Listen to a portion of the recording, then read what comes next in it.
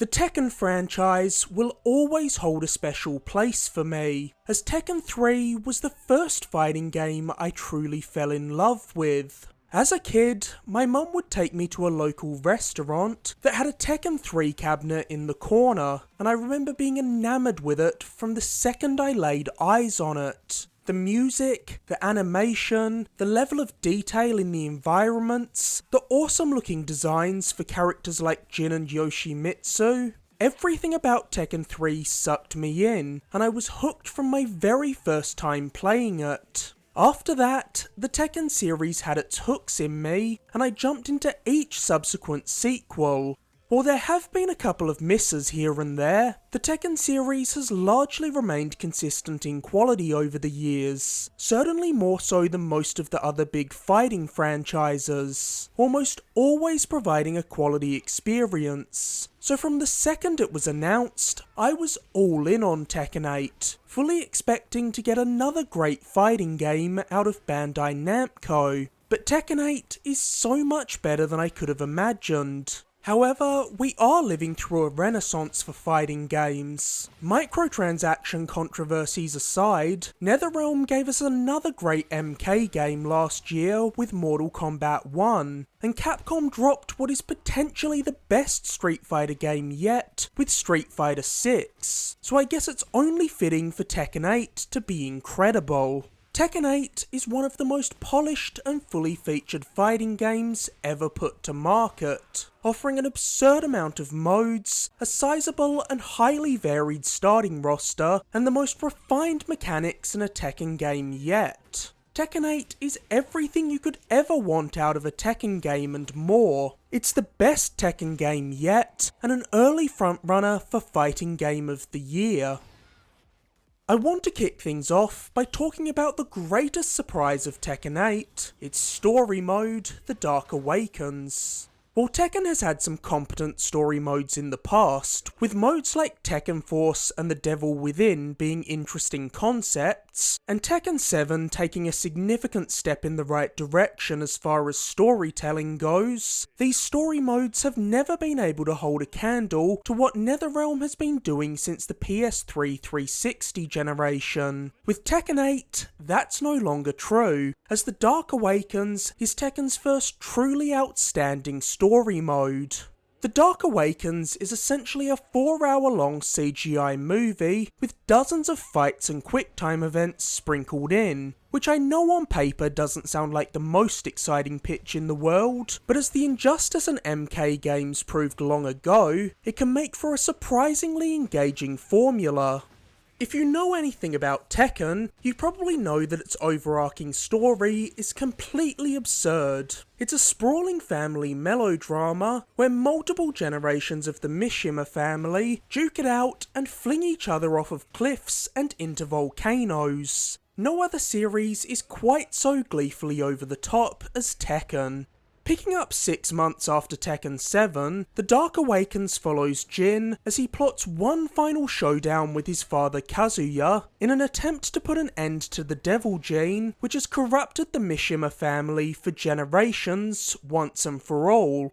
Like the prior Tekken games, the King of Iron Fist martial arts tournament is at the heart of Tekken 8's story, with Kazuya arranging a new iteration of the tournament, bringing in fighters from all across the globe, and promising riches to the victor's homeland, and the decimation of not only the losers, but the countries they stem from. If you had any concerns that Bandai Namco might consider toning things down a bit with Tekken 8, worry not. With Tekken 8, the series is as ludicrous as ever. Perhaps even more so, with Tekken 8's opening cinematic showing Jin locating a helicopter that Kazuya is riding in, driving a motorcycle straight up the side of a building, then bouncing off at the apex and flinging the bike straight into the helicopter, causing it to explode in a fiery blaze, only for Kazuya to emerge from the wreckage completely unscathed. Tekken 8 is not only aware of its own absurdity, but even addresses it directly at points, poking fun at things like Yoshimitsu fighting in all these martial arts tournaments with a sword. During Yoshimitsu's entrance at the King of Iron Fist tournament, the announcer says verbatim, "Is a sword against the rules? Obviously, but ninjas don't abide by the rules." The entirety of The Dark Awakens is a massive celebration of the Tekken franchise. It even manages to pay homage to Tekken Force through its massive Operation Rebellion set piece, where the cast of Tekken faces off against hundreds of G Corporation soldiers. The trailers in the lead up to Tekken 8's release teased this sequence, but it is significantly more impressive in game than I had expected. I definitely involuntarily shouted, "Let's fucking go," several times throughout this sequence. While The Dark Awakens is stuffed with crowd-pleasing moments for fans of every era of Tekken, I think it's fair to say that its story will resonate most strongly with fans of Jin, as he's been brought back front and centre here, which is much appreciated, as the direction they chose to take Jin's story over the last couple of games was strange to say the least. The Dark Awakens feels like a story mode crafted to appease fans of Tekken 3 through 5 Jin, and this fan service totally worked for me, as Jin was the first Tekken character I was drawn to all those years ago. But while the story predominantly focuses on Jin and his journey to end his father's reign once and for all, you'll still get to play as plenty of other characters throughout The Dark Awakens. In fact, during the King of Iron Fist tournament, you're free to choose which character you want to control in each matchup. So this mode is a great way to refamiliarise yourself with the cast of Tekken and try out a bunch of characters to figure out who you most enjoy playing as. One touch I love about the Tekken games is that every character speaks in the mother tongue of their home country. Well, except for King, who only roars for some reason. Does it make sense that all the characters can understand each other perfectly when there are scenes where English, Japanese, German and French are being spoken back to back? Of course not, but it's a unique way of instantly conveying each character's nationality, and in a series where everything that's happening is utterly preposterous, it's pretty easy to ignore the lack of a language barrier between the characters, and just pretend that they're all fluent in every language. It's also shocking just how quickly you stop noticing the alternating languages altogether, as you're just reading the subtitles for them all anyway. If, like me, your memory of some of the prior Tekken games is a little hazy, fear not. Tekken 8 offers brief individual recaps for each of the 7 prior mainline Tekken games. This was essential, because even speaking as someone who's played all of those games, the lore of this series can get quite convoluted, especially as Tekken has had one continuous timeline since Tekken 1 dropped in 1994. So we're looking at 30 years worth of story at this point. Oftentimes, the single-player content in a fighting game can feel like an afterthought thrown into the game out of obligation more than out of passion. That's certainly not the case with Tekken 8, because even outside of its excellent The Dark Awakens story mode, Tekken 8 offers another meaty mode for solo players with the new Arcade Quest mode. Arcade Quest is a second story mode where you'll create an avatar and travel to various arcades to duke it out in Tekken matches against countless AI-controlled opponents. I won't lie, I was more than a little skeptical of Arcade Quest going in. From the trailers, I always got the impression that this could be some boring filler mode that's only there to pad out Tekken 8's offline content, but I'm happy to report that I was dead wrong. There's a genuinely jolly vibe to Arcade Quest. I'm a sucker for arcades, and tend to hit up the barcades in my area on a weekly basis. There's just something so cozy about hanging out in an arcade, and Tekken 8 perfectly captures that vibe as you walk around these arcades, checking out the cabinets and challenging every player in sight to a battle. Whether you're a newcomer to the Tekken series, or are just looking to familiarise yourself with the new mechanics of Tekken 8, Arcade Quest is the best place to start, as it's filled with tutorials that will teach you the ropes and get you ready to take on real players. Throughout Arcade Quest, you'll visit a bunch of different arcades, unlocking more locations by winning a Tekken tournament at each subsequent arcade. Eventually, you'll even gain access to a special arcade where you can fight the ghosts of other Tekken 8 players. As a matter of fact, you can even challenge Harada himself to a match. There's even a trophy for beating his ghost. Even outside of the two story modes, there's still plenty more to do in Tekken 8 if you're aiming to refine your skills a little more before jumping online and challenging other players. There are character episodes for each fighter in Tekken 8, which work exactly how you would expect. You fight through 5 matches with your chosen character, with this series of fights being bookended by a bit of story, with each character episode starting with some static images with VO over them, and being capped off with a nice cinematic to wrap up the character's storyline for Tekken 8. Some of these character episodes are canon, others aren't, with a surprising amount of them ending with the reveal that it was all a dream or a fantasy in the character's head, while others are just played entirely as a joke. So it's not necessary to play through all 32 character episodes. I'd just recommend playing through the stories for the fighters you particularly like or are curious about, or you probably will end up burning yourself out. Tekken 8 has all the standard offline fighting game modes you would expect. There's an arcade mode, a local versus mode, and a practice mode complete with combo challenges where you can refine your skills and toy around with new combos and techniques before implementing them in real fights. And in traditional Tekken fashion, there's also a fun little bonus mode in the form of Tekken Ball, a mode previously featured in Tekken 3 and Tag Tournament 2. In Tekken Ball, you and your opponent bounce a beach ball back and forth. If you let the ball touch the ground on your side of the screen or get hit by it, you'll take damage, and vice versa for your opponent. This kind of goofy extra mode is nothing new for Tekken. Nearly every version of Tekken includes something like this, and while Tekken Ball can't hold a candle to Tekken Bowl from Tekken Tag Tournament and Dark Resurrection, it's still an enjoyable time waster for a few rounds. Just don't expect it to offer too much in the way of longevity. Tekken 8 also launched with a robust suite of online modes, which was critical as this was something Street Fighter 6 nailed, so Tekken 8 needed to meet the bar set by that game to maintain relevance within the fighting game community.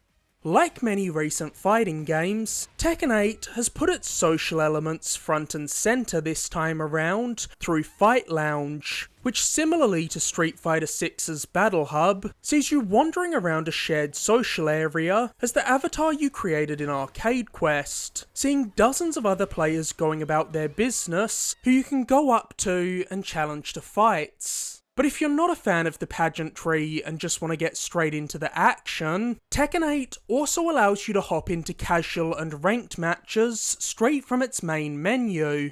Over the past decade or so, I've learnt to expect the worst when jumping into the online component of new games at launch, but credit where it's due, Tekken 8 launched in an impressively stable state. I had no problem getting into matches, and encountered almost no noticeable lag, so props to Bandai Namco for using their beta tests properly to put their servers through their paces and work out any kinks before launch, instead of treating their beta as a demo to put out right before the game releases, like other games have done in the past. Of course, all the content in the world doesn't mean much if your game isn't fun to play. Luckily, that's not a problem for Tekken 8, as Tekken 8 plays remarkably well, and is among the most mechanically sound fighting games to hit the market in recent years. Stringing together combos in a Tekken game has never felt better. Catching an opponent with their guard down, punishing them with a heavy hit, then knocking them into the air, and juggling them with a devastating combo is one of the most rewarding feelings you can get playing a game. Arguably the biggest mechanical change in Tekken 8 is the introduction of the heat gauge. As you fight, you'll see your heat gauge in the corner of the screen filling up, and once per round, it can be activated to boost your strength. When in your heat state, your attacks will be more powerful, causing every hit to deal chip damage to your opponent. Many of your techniques will be modified, and each character has a selection of abilities and combos that can be performed exclusively when in their heat state. Knowing when to activate your heat gauge is one of the keys to winning fights in Tekken 8. If you blow it too early, your opponent is going to have a massive advantage over you in the tail end of the round, but wait too long and you'll likely miss the window where your heat gauge would be most advantageous. Tekken 8 is a game that rewards aggression. Whenever you take chip damage from blocking an opponent's heavy attack or any of their moves during their heat state, you're able to regain some of that lost health by immediately landing a hit back, which forces you to take a proactive approach to fights. Of course, you still can't let yourself get sloppy. Rush in headfirst without thinking, and you'll only end up losing even more health. So once again, it's all about mastering your timing. Once your health falls below a specific precipice in Tekken 8, you can perform your Rage Art, a powerful ultimate attack that can turn the tides of a battle. This type of comeback mechanic has become common fare in the modern era of fighting games, but I cannot overstate how vastly these mechanics have improved the genre. In classic fighting games like Street Fighter 2 or MK2, there are times where you're getting your teeth kicked in a match, and you know you have next to no chance of recovering. This is never a feeling you get in Tekken 8, because you know that in nearly any situation, a Rage Art followed by a well-timed combo is all it takes to turn the battle back in your favour. While they're entirely different styles of games, I think one of the reasons I'm so drawn to both the Souls games and fighting games is that they're both genres where you genuinely feel yourself improving and getting better at the game with every session. With each match of Tekken 8 you play, your skills are getting sharper. You're becoming more familiar with the mechanics, better memorising combos, and learning to nail down the timing for attacking and defending.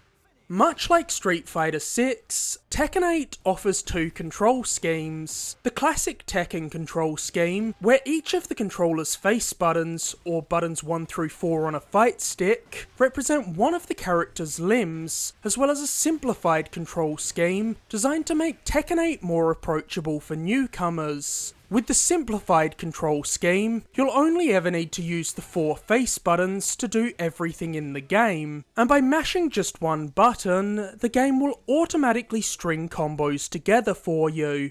Tekken 8 clearly wants players to experiment with both of these control schemes, as you can switch between the two with a tap of L1 mid-fight, which comes in handy when you're trying to learn a new character and aren't familiar with all their combos and abilities yet. I know there's sometimes pushback against these kinds of inclusions by a small sector of the hardcore fighting game community, but I don't see why. It's in no way a bad thing to find ways to get new players into the fighting genre, and it's essential if you want to see the genre continue to thrive. Tekken 8 has a starting lineup of 32 playable characters, which is an enormous roster for a fighting game, especially when compared to its peers, with Street Fighter 6 launching with 18 playable characters, and Mortal Kombat 1 dropping with 22 fighters. While the additional variety brought by more characters is always welcome, my two concerns with a roster of this size are the inclusion of characters who feel like they exist purely to pad out the roster, and of course, more importantly, the more characters you have to deal with, the harder it is to get the game balanced correctly. But like I was with everything else in the game, I was thoroughly impressed with Tekken 8's roster of fighters. When I look at this roster, no character immediately stands out as someone who shouldn't be there, and for having so many playable characters, Tekken 8 seems to be remarkably well balanced. Tekken 8 offers a blend of new and returning fighters, though the returning fighters dwarf the newcomers in number, with 29 of the 32 fighters being returning characters from prior Tekken games. As I always tend to do when a new entry in a long-running fighting game series comes out, I started by jumping in as my old favourites to see how they feel in this new game. And with Tekken, those characters for me are Yoshimitsu, Nina and Jin, and I'm glad to say that I thought they were all as fun to play as ever in Tekken 8. Another returning fighter I love to play as in Tekken 8 is Raven. I honestly think this is Raven's best iteration yet. He's so fast, and the way he teleports all over the screen makes it easy to overwhelm an opponent with him. But to my surprise, I think the returning character I like playing as the most in Tekken 8 is King. King was never one of my go-to fighters in prior Tekken games, but the way King can combo so many moves into grabs makes him incredibly powerful and fun to play as. After checking out the old standbys, I started exploring the newcomers, and it was a newcomer, Victor, who quickly became my main in Tekken 8. Victor is a deadly fighter and the founder of the Raven unit, with his fighting style being described simply as special agent style, and it sees him fighting with knives, swords and guns. From the second I jumped into my first match as Victor, he just clicked with me. He has the perfect balance of speed and power for my style of play, though I should also note that the other two newcomers in Tekken 8 also make great additions to the roster.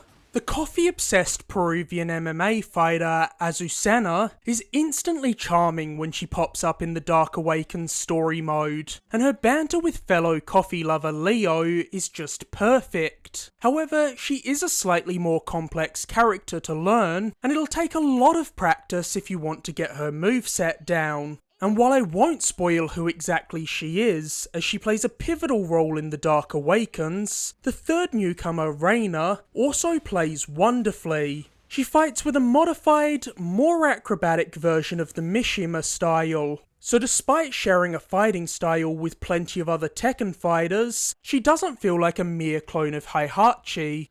Tekken 8 has some of the best character designs in the series. I honestly don't think Kazuya, Jin and Nina have ever looked better. And I also have to shout out Paul's new design, with the hairdo he's rocking making his T8 design feel like a throwback to his Tekken 4 days. Though if you're not as into the new designs as me, each character in Tekken 8 has multiple alternate costumes, including outfits more akin to their classic looks, so you really do get the best of both worlds.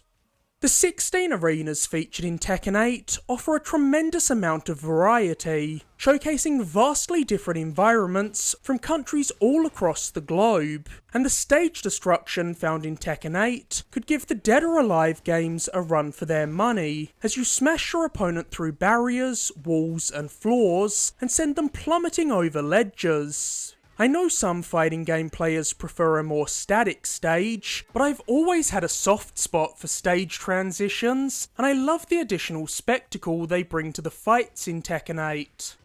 Tekken 8 offers an obscene amount of customization options for both your avatar and the fighters. There are hundreds of different cosmetic items, allowing you to tweak the look of everyone in the game to your liking. I was particularly fond of my Big Boss inspired version of Victor, and I've already seen just about every pop culture icon you can think of recreated in Tekken 8.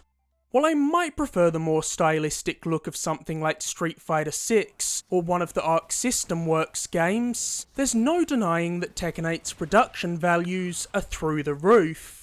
In terms of pure visual fidelity, Tekken 8 may very well be the best looking fighting game ever made.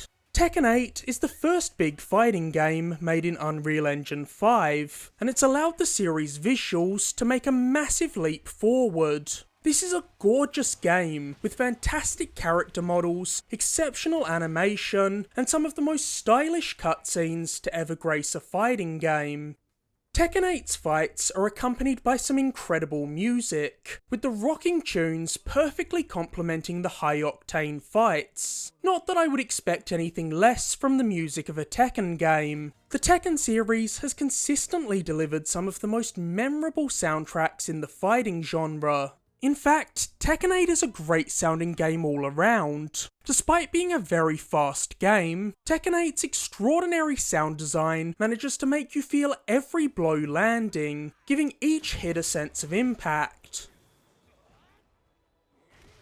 With Tekken 8, Bandai Namco's long-running fighter has reached new heights and achieved something I wasn't sure was possible by matching the bar of quality set by Street Fighter VI and rivaling that game for the title of Fighting Game of the Generation. With its clever mechanics that breathe new life into the Tekken formula, sizeable yet masterfully balanced roster, groundbreaking visuals, unparalleled sound design, and exceptional The Dark Awakens story mode that can stand toe-to-toe with the best of the genre, Tekken 8 offers everything you could want out of a fighting game, and then some.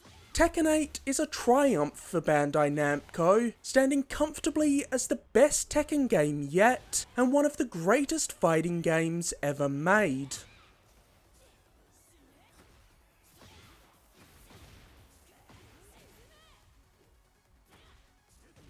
One of the most exciting aspects of fighting games in the modern day is imagining all the possibilities for guest fighters. Tekken 7 had two surprising and outlandish picks for its DLC fighters, Noctis from Final Fantasy XV, and Negan from The Walking Dead for whatever reason.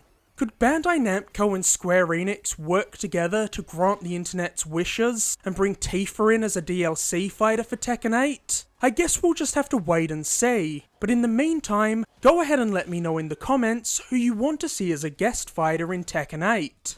As always, thank you so much for watching. If you enjoyed this video, be sure to like, subscribe, or leave a comment. You can find countless other videos on my channel, including my recent review of Naruto x Boruto, and my video on my most anticipated games of 2024. And be sure to stay tuned for my upcoming review of Suicide Squad Kill the Justice League.